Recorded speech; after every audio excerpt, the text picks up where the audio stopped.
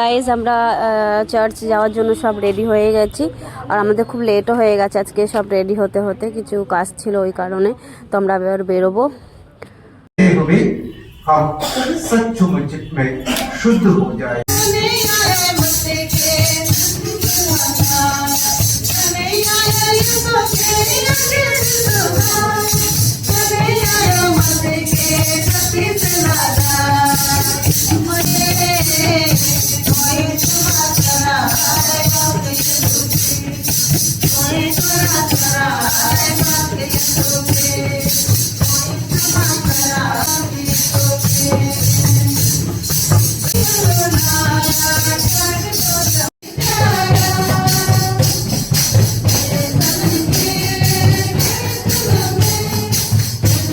মিশা শেষ হয়ে গেছে, এখন আমাদের কফি আর কেক দেওয়া হয়েছিল, তো ওটাই আমরা খেলাম। আর চার্চ খুব সুন্দর সাজিয়েছিল সিস্টাররা সবাই।